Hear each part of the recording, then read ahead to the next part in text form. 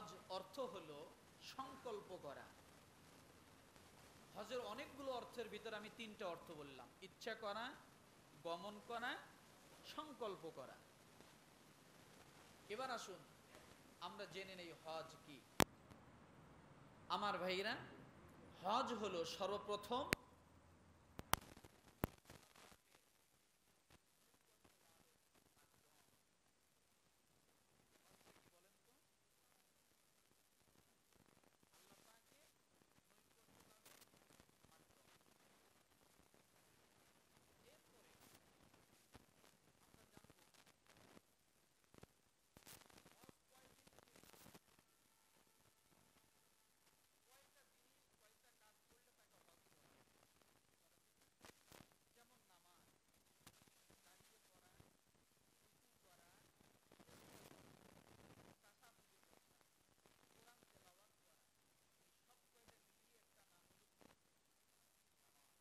কথা ঠিক না? তাহলে হজ কয় জিনিসের মাধ্যমে হজ বলা হয়, হজ নাম চলে আসে? 5 জায়গায়, মনে রাখেন, এটা মনে রাখতে হবে। 5 জায়গায় 5 দিনে 9 কাজ করাকে হজ বলে। মনে রাখেন তো, আমার সঙ্গে বলেন।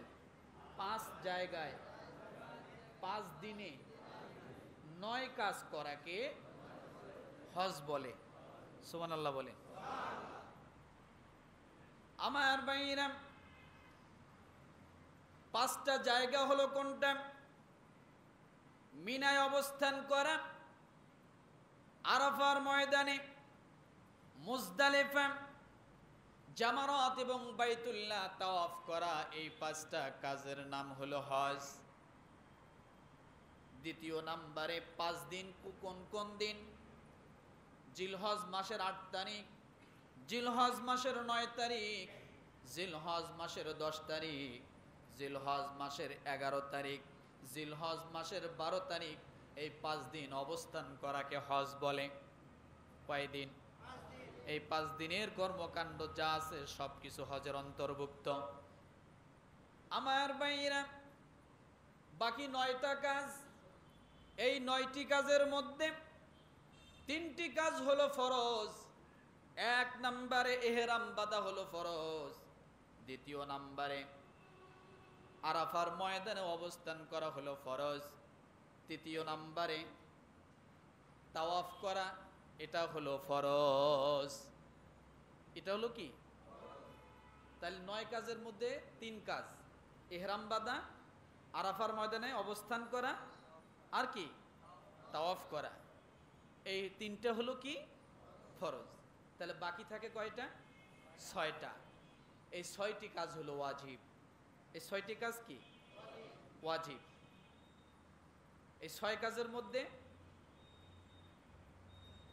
মুজদালিফা অবস্থান করা, পাথর মারা, কুরবানি করা, মাথার চুল মুন্ডানো, এরপরে সাই করা, এরপরে বিদায়ী হজ, বিদায়ী তাওয়াফ করা।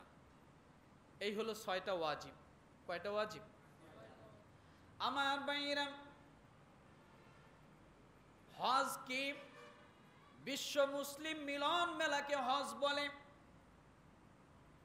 4র্থ নম্বরে হজ অতীত এবং ভবিষ্যৎ জীবনের পার্থক্য রেখা। যে জিনিসের মাধ্যমে অতীত এবং ভবিষ্যৎকে আলাদা করে দেয়, পরিবর্তন করে দেয়, পরিশুদ্ধ করে দেয়, সেটার নাম হলো হজ। সেটার নাম কি? অতীত এবং ভবিষ্যৎ জীবনকে সম্পূর্ণ আলাদা করে দেয়। আপনি যখন হজ করলেন, আপনার আগের জীবনের গুনাহ কি হয়ে গেল? মাফ হয়ে গেল। এবং পরের জীবনটা আপনি কিভাবে চলবেন, চালাবেন, হজ এটা আপনাকে ঠিক করে দেয়। হজ কি করে দেয়? ঠিক করে দেয়। আমার ভাইরা, হজ কি? 5ম নম্বরে হজ হলো সর্বজনীন সমতা বজায় রাখা। ধনী গরিব, কালো ফর্সা, সমস্ত ভেদাভেদকে পার্থক্য না করা, এটার নাম হলো হজ। এটার নাম কি? এটার নাম হলো হজ। 6ষ্ঠ নম্বরে হজ পুণ্য এবং প্রাপ্তির মাধ্যম। পুণ্য এবং প্রাপ্তি, এটার মাধ্যম হলো হজ। 7 নম্বরে আল্লাহর ভালোবাসার বহিঃপ্রকাশ যে ইবাদতের মাধ্যমে সবচেয়ে বেশি পাওয়া যায় সেটার নাম হজ। মনে থাকবে আমার ভাইয়েরা, হজের উদ্দেশ্যটা কি? হজের উদ্দেশ্য হলো আল্লাহর জিকিরকে প্রতিষ্ঠিত করা। কি করা? আল্লাহর জিকিরকে প্রতিষ্ঠিত করা। রাসূলুল্লাহ সাল্লাল্লাহু আলাইহি ওয়াসাল্লাম তিরমিজি হাদিস নাম্বার 902 এ বর্ণনা করেন, মা আয়েশা সিদ্দিকা রাদিয়াল্লাহু তাআলা আনহা তিনি আল্লাহ রাসূলকে প্রশ্ন করলেন, ইয়া রাসূলুল্লাহ, হজের উদ্দেশ্য কি? হজ কেন? আল্লাহর নবী বললেন, জিকির প্রতিষ্ঠার লক্ষ্যেই আল্লাহ তাআলা হজের বিধান দিয়েছেন। কঙ্কর ছোড়া এবং সাফা মারওয়ার মাঝে দৌড়ানো, এটা সব কিছু হলো আল্লাহর জিকিরকে প্রতিষ্ঠিত করা। একজন হাজী যখন ইহরাম বাঁধে আর যখন মক্কার মধ্যে পৌঁছে যায়, ইহরাম বাঁধা থেকে নিয়ে শুরু করে হজে গমন করা থেকে নিয়ে শুরু করে হজের সম্পূর্ণ কাজগুলো শেষ করার পরে যখন আবার বাড়ির দিকে ফেরে, এর মাঝখানে যত কাজ করে না কেন, পাথর নিক্ষেপ করা, তাওয়াফ করা, সাই করা, আরাফার ময়দানে অবস্থান করা এবং কোরবানি করা, সব কিছু আল্লাহ তাআলার জিকিরের অন্তর্ভুক্ত হয়ে যায়। কিসের অন্তর্ভুক্ত? কোরবানিটাও জিকির। শুধু ইল্লাল্লাহ, আল্লাহ, সুবহানাল্লাহ এটার নামেই শুধু জিকির না। তাহলে কিছু কিছু ক্ষেত্রে কিছু কিছু কর্ম কি হয়? জিকির হয়। কি হয় বলে? জিকির হয়। রব্বুল আলামিন যেমন বলেছেন, লিয়াশহাদু মানাফিআ লাহুম ওয়া ইয়াযকুরু ইসমাল্লাহি ফি আইয়ামিম মা'লুমাতিন আলা মা রাযাকাহুম মিন বাহিমাতিল আনআম। কুরবানিতে তোমাদের জন্য জিকির, তোমাদের জন্য কল্যাণ রয়েছে। কি রয়েছে? কল্যাণ রয়েছে। আপনি মসজিদে আসছেন, এটা জিকির। উযু করেন, এটা জিকির। কাউকে সালাম দেন, এটা জিকির। ডান হাতে খাবার খান, এটা জিকির। এইরকম ইসলামের যত কাজ আছে সমস্ত কাজগুলো যখন যেখানে যেভাবে আমল করেন না কেন, সবগুলো আল্লাহর জিকির প্রতিষ্ঠিত হয়ে যায়। কি প্রতিষ্ঠিত হয়? সব আল্লাহর জিকিরে প্রতিষ্ঠিত হয়ে যায়।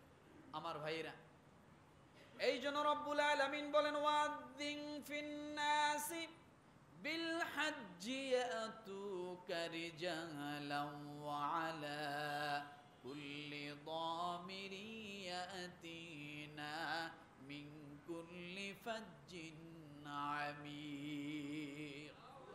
সূরা হজ আয়াত নাম্বার 27। কত? 27। ইব্রাহিম আলাইহিস সালাম যখন কাবা নির্মাণ পরিসমাপ্তি ঘটালেন, কাবা যখন নির্মাণ সম্পূর্ণ হয়ে গেল, তখন আল্লাহ বলেন, ইব্রাহিম পাহাড়ে ওঠো। পাহাড়ে উঠলেন। এবার রব্বুল আলামিন ডাক দিয়ে বললেন, ইব্রাহিম তুমি আহ্বান করো, আযান দাও হজের জন্য। ইব্রাহিম আলাইহিস সালাম বলেন, আল্লাহ আমি হজের জন্য কাদেরকে ডাকবো? এই মরুভূমি প্রান্তরে কোনো মানুষ নাই, কাদের জন্য আমি আযান দিব?